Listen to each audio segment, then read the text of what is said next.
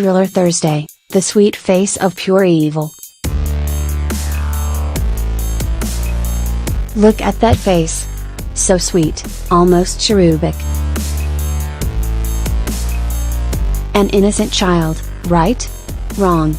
Mary Bell murdered 2 toddlers when she was just 10 years old, making her one of the youngest, if not the youngest, serial killers in history and a true psychopath. Mary Bell lived about 275 miles north of London in the small town of Scotswood. Her mother was a prostitute and her father unnamed, although he was thought to be Billy Bell, a known criminal. Family members would later claim Mary attempted to murder her mother several times as a child. Mary would also say she was a victim of sexual abuse and that her mother forced her to have sex with men as a young child. On May 25, 1968, just a day before her 11th birthday, Mary strangled 4-year-old Martin Brown and left his body in a condemned house. His small hands couldn't squeeze hard enough to leave marks, and the murder went unsolved. Then, in July, Mary decided she wanted to kill again. She chose 3-year-old Brian Howe as her victim and enlisted the help of her troubled friend, Norma. The little boy was found in an industrial area, covered with grass and weeds. A pair of scissors lay nearby. There were puncture marks on his thighs, his genitals partially skinned. Clumps of hair were missing. An M had been etched onto the boy's tummy with a razor blade. Before Brian's body was discovered by police, Mary and Norma had offered to help the toddler's older sister Pat search for him, going so far as to take her into the industrial area where his body lay. Mary wanted the sister to find the boy's body, because she wanted Pat Howe to have a shock, Norma later said. Pat insisted he wouldn't go that far from home and left. Although she was barely 11, Mary Bell immediately stood out to investigators, along with her friend Norma. Mary acted aloof while Norma was animated and excited, one authority said, smiling as if it were a huge joke. With investigators honing in on her, Mary's memory conveniently returned. She told investigators she saw a boy with Brian on the day he died. She claimed he hit the toddler for no reason, and that she had also seen the same boy playing with broken scissors. Even a calculating psychopath makes mistakes. The boy in question had been at the airport the day Brian died, and the scissors had been kept confidential. Mary described the scissors in detail, right down to their silver coloring and broken leg. On August 7, Brian Howe was laid to rest. Dobson questioned Norma before Brian's funeral. The girl now said Mary told her she had killed Brian and showed her his body. Mary allegedly told Norma, "I squeezed his neck and pushed up his lungs, that's how you kill them." Norma claimed that when Mary showed her the body, Mary stroked the dead boy's lips and said she had enjoyed killing him.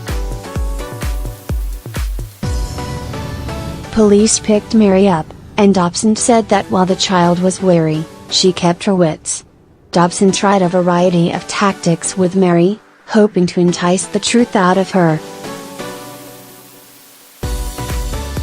"I have reason to believe that when you were near the blocks with Norma, a man shouted at some children and you both ran away from where Brian was laying in the grass.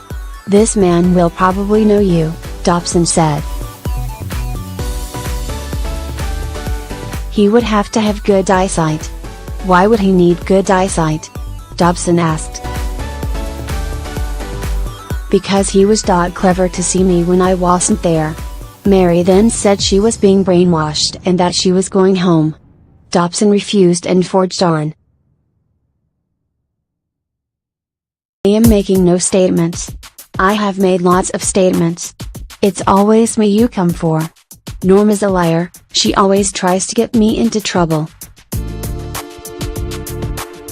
Ignoring the nagging voice in the back of his head, Dobson allowed Mary to leave.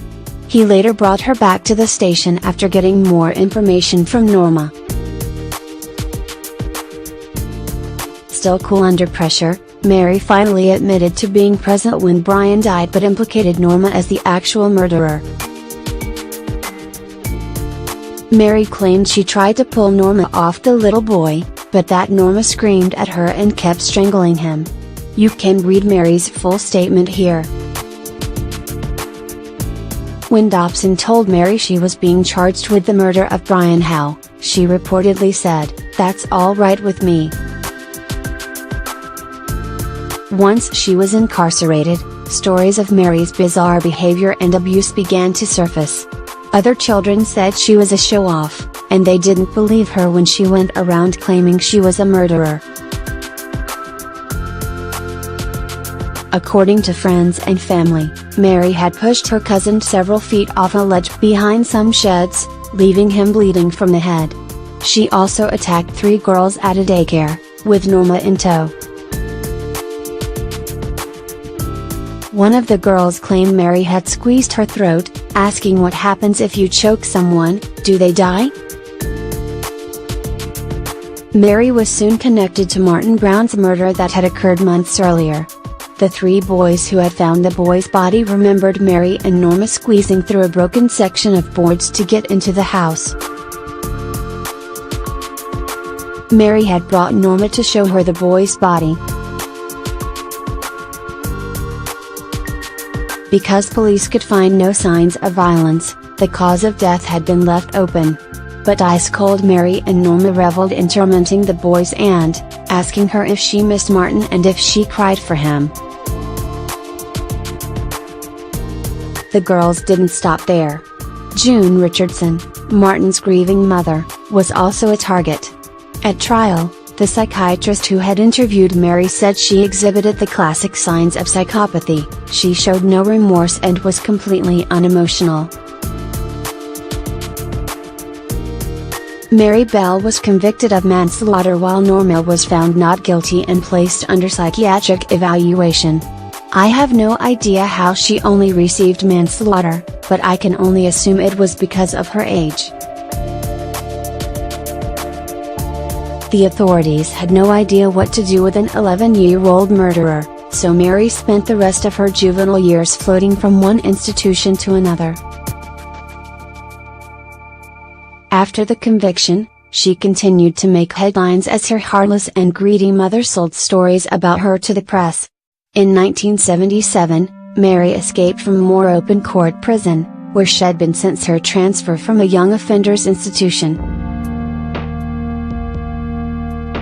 Mary was released from prison in 1980 at the age of 23, serving only 12 years for the murders of 2 helpless little boys. Even worse, she was granted anonymity, including a new name, to start a new life with her daughter, born in May, 1984. Their location was eventually discovered and the 2 had to escape the house under the cover of bed sheets. Yet another innocent child had been affected by Mary's hideous actions, but this time it was her own flesh and blood. Mary and her daughter were supposed to lose their anonymity when the child turned 18. But to the heartbreak of the victims' families, Mary Bell succeeded in having her own anonymity and her daughters extended for life. The Brown and Howe families were devastated. Mary had not only served very little time for the double homicides, but she also made money with an autobiography and would now be able to hide behind her daughter for the rest of her life, effectively negating any accountability. Bell recently had a grandchild, and the order has been extended to include him. You can find much more of Mary's story here. In all my research of violent crimes, this has to be the worst. The chilling way Mary spoke of her victims and her utter lack of remorse is astounding. What do you think? Should she have served more time, and should she be allowed anonymity?